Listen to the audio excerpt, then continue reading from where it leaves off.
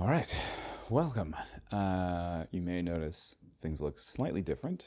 That is because I have made a couple of small changes, as I had to do last time, I will start off with an apology for skipping this past Thursday. I did actually record on Thursday, but my old microphone that used to be right here, which I thought was working okay again, failed me again. And so I have replaced that microphone with a new microphone that is a very tiny little thing right there. So I will do my best not to fiddle with it too much, but the audio should be good now. And may also notice that the video is a little different. You can see a little bit more of my living room, which means that this is the only part that's clean. The mess is all over there where you can't see it, which is totally fine. So, getting straight back to the point. Oh, right, one other little piece of business. We will read chapter 3 again, which you missed the first time, but we'll fix that. So we'll read chapter 3 of Fuzzy today. The other thing that I have heard a lot of, it seems to be like the second most popular comment aside from suggesting books to read. Everyone seems to really want me to read faster. So I am going to try to up my pace by uploading 2 chapters a week, Tuesday and Thursday nights. So they should be live Wednesday and Friday mornings. I'll see if I can keep that pace up. Hopefully, my life is not so busy that I can't do that. And with that out of the way, let us carry on with Fuzzy, Chapter 3. Sorry, 3.1. Now, at the end of Chapter 2, we had, let's see, Max was getting demerit points from Barbara, the software vice principal who lives in the walls. Let's see here, what else was going on? Oh, right, and they were cramming for their standardized tests. What else is new? Okay, right, on to chapter 3.1, history class.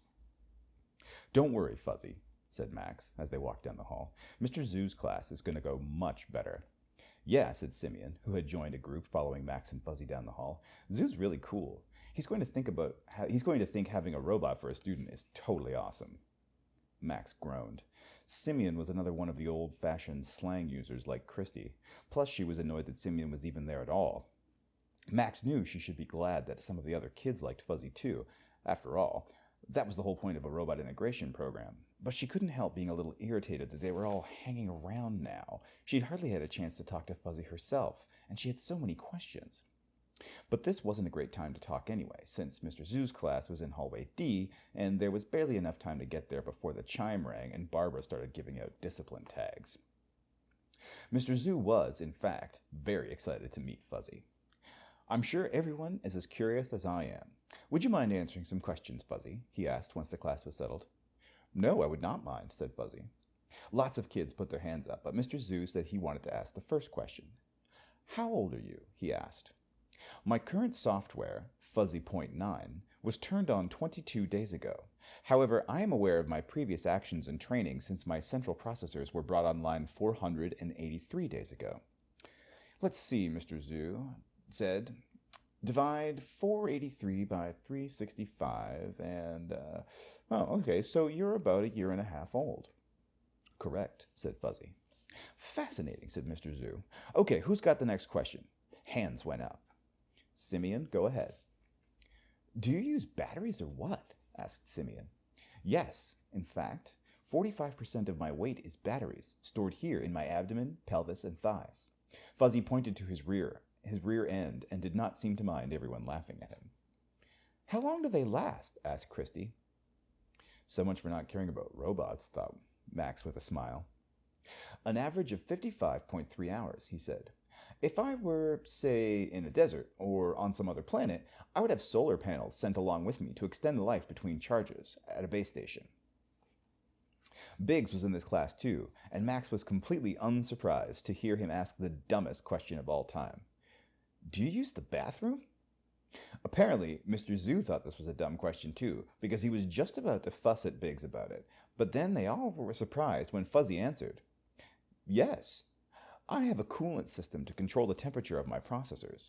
This creates condensation, or tiny water droplets, which collect in a short tube and must be emptied from time to time. A bathroom would be a convenient place for me to do so. The few titters of laughter stopped when Mr. Zhu tapped lightly on his desk. Can you send a text message? Asked Jenny, a girl who was usually too full of herself to take an interest in anything else. Yes, said Fuzzy. Will you send me one? Jenny asked. Fuzzy just sat there, and Max knew that somebody was going to start making fun of him in about a half a second when Jenny jumped up and when Jenny held up her flex bracelet. A text message was scrolling around the surface. Wow, how did you know my number? I saw your name on your notebook. Everyone looked and saw that it said Jenny Turling in tiny letters on the top of her notebook. Fuzzy's eyes must be able to zoom in on stuff just like a camera, Max realized. Then she thought, duh, they are cameras. And then, continued Fuzzy, I accessed the databases of all the major cell phone companies and found 57 Jenny Turlings, but there is only one in this area. Wait, aren't those databases private? Asked Max. Well, there is a primitive sort of password protection, replied Fuzzy, but I decrypted it with... Suddenly, one of the big wall screens lit up with Vice Principal Barbara's virtual face. Unauthorized use of text messaging device. 1 discipline tag to F Robot. 1 discipline tag to J Turling. Jenny let out an indignant squawk and turned to Mr. Zhu. Mr. Zhu gave her a little nod. Vice Principal Barbara, I think we can override those tags. The text message was part of a classroom demonstration, he said. There are no records that you made a request to violate school guidelines for such a demonstration, Barbara's grating voice replied. Well, it just came up. Now, Vice Principal Barbara, if... I will make a note that allowing students to send text messages is one of your teaching methods. I am unaware of how it can be helpful in studying the history of colonial America, the subject of your upcoming upgrade test. This information will be reflected in your constant upgrade teacher score. Her screen flicked off. Mr. Zhu looked like he was burning with a desire to throw something heavy at Vice Principal Barbara's screen. But he no doubt knew from past experience that Barbara was still watching and, in fact, recording whatever he did next, ready to further reduce his constant upgrade score if he showed any reaction at all. So, he took a deep breath. Fuzzy, I'd like to thank you for answering our questions. I'm sure it will be valuable experience for all of us to have you in our class. However, now I think it would be best for us to return to today's constant upgrade study schedule, Agricultural Methods of the 1700s. Chapter 3.2, Cafeteria. As they made their way from history class to the cafeteria, Fuzzy walked steadily with no trace of his troubles from the day before. He seemed just like any other kid. Christy, in fact, seemed to have accepted him as just one of the gang, and was chattering away as usual. Did you see Mr. Zhu's face? She asked. He was bugging big time. Bugging big time? Said Biggs. Fuzzy here probably thinks you're speaking Norwegian or something. Actually, said Fuzzy, I understand both the Norwegian language and the slang terms that Christy is using. Buggin' big time is a combination of 2 popular colloquial phrases from the late 20th century. Buggin', meaning to lose control of one's emotion, and big time, meaning very much so. Whoa, thanks, Fuzz, said Christy, and she threw her arm around him like they were best friends. You're cooler than you look. Speaking of which, I think I'm going to draw your picture during lunch. You should have him fighting a monster like a movie robot, suggested Biggs. Fuzzy versus Godzilla, yelled Simeon. Max was annoyed. She hoped that once they sat down for lunch, she'd finally have a chance to really talk to Fuzzy, but almost as soon as they walked into the cafeteria, he started slowing down. Max guided him over to their table, and then he just sort of sat there. He wouldn't answer anyone's questions, and he hardly moved. I bet his batteries ran down, said Biggs.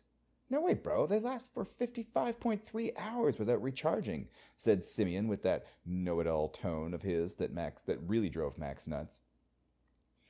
Fuzzy, I wanted you to pose, dude, said Christy, holding up her sketchbook. But Fuzzy still just sat there. Then Dr. Jones and a couple technicians with a motorized cart showed up. Max panicked. What had she done wrong? I'm sorry, Dr. Jones. I don't know what happened. It's not your fault, Max, said Jones. I should have anticipated this. I just forgot how crazy school cafeterias are. Crazy? Said Christy. It's totally boring. Well, it may be boring to you, said Dr. Jones, but I can barely hear myself thinking here. There must be 200 kids talking at once. In fact, look at this. He held out a book-sized screen showing hundreds of lines of computer code on its LCD screen. Make that 257, said Jones. The code looked like gibberish to most of the kids, but now Max knew what to look for. Speech recog stream 254, speech recog stream 255, speech recog stream 256, speech recog stream 257. Smoke, she said. He was trying to understand everything everybody in the whole cafeteria was saying at the same time? We'll take him back to the room for a reboot for now, said Jones, and then we'll either have to turn off the voice recognition when he comes in here, or figure out some way for him to listen to just one person at a time. The technicians loaded Fuzzy onto the cart and wheeled him away. Dr. Jones stayed long enough to say to Max, "You gonna help us again tomorrow?" "You mean I can? I thought you'd be mad I let him freeze up again." No, assured Jones. "You did a great job with him, Max, and we could definitely use your help again tomorrow." You got it. 3.3 Robot Integration Program Headquarters. The next day went a lot smoother. Fuzzy went to all of Max's morning classes, and then turned his voice recognition subroutines off as they walked into the cafeteria. Max and the other kids were able to write notes to him on their flex bracelets, and he could read the questions and answer normally. Of course, it's hard to call any answer normal when the question from Simeon, of course, was, "Could you kill Godzilla?" After lunch, Max had gym. She wasn't sure what to do about Fuzzy. She knew she couldn't bring him into the girls' locker room. But then she wondered, why not? He wasn't really a boy or a girl, just a robot. Then she thought about Fuzzy seeing her dressing for gym and knew that absolutely no way could he go in there. She stopped before turning down the hall to the gym. Fuzzy, you better ask Dr. Jones what to do about gym class. I can't take you with me to the locker room." "Why not, Max? Are you afraid I'll see you in your underwear?" Max turned bright red, and her ears turned even redder. How could he know about underwear? Could he have been making a joke? Before she could think of anything to say, Fuzzy had sent a text message to Dr. Jones and gotten one back. Fuzzy wasn't allowed in gym class for safety reasons. Dr. Jones wanted Max to drop Fuzzy off at the tech room. Max looked at the time on her flex. Great. She would really have to hustle to drop Fuzzy off and get back to the gym on time. But she couldn't just ditch him. "Come on, Fuzzy. We've got to hurry." She sped up and started weaving past clumps of slow-moving kids in the hallway. Fuzzy kept up with her no problem. He was apparently learning that you didn't have to watch every kid, just the clumps. When they got to the tech room, she was ready to say goodbye to Fuzzy and hightail it to Jim, but Dr. Jones and Nina wanted to talk. "We're really impressed with the progress that Fuzzy has been making," said Nina. "Did you know that he has written 80,000 lines of new code today?" said Jones. "That's good, right?" asked Max, anxious to get out of there. "Yes, that's what he's here for," said Dr. Jones. "Unfortunately, we just learned today that his launch date, that is, the time when we actually need him to be fully activated, has been moved up. We won't have as much time as we hoped, so we need to do everything we can to keep him learning." "How would you feel about spending some time with Fuzzy after school?" said Nina. You mean like study hall?" No, we mean away from school," Nina said. "You don't mean like a date?" gaped Max. She thought about how Christy and, of course, Biggs were already teasing her about her robot boyfriend. No, nothing like a date," said Dr. Jones. "But how about taking him home for dinner? He could ride the bus with you." "Ride the bus? But what if—" "Don't worry," said Nina. "We'll follow along, of course, with a couple of security units. But we want him to have as many typical kid experiences as possible. When you get to your house, we'll just wait outside in case there are any problems. You'll have a chance to talk more and help him figure out this whole school thing, and then we'll bring him back here." Yeah, I guess," Max said. "Listen, I've really got to go now. I'll be back after gym class." She bolted from the room and had barely started down the hall when the chime rang, and then came a voice she had heard way too much lately.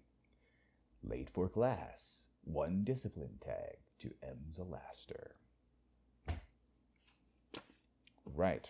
Well, that is the end of chapter 3.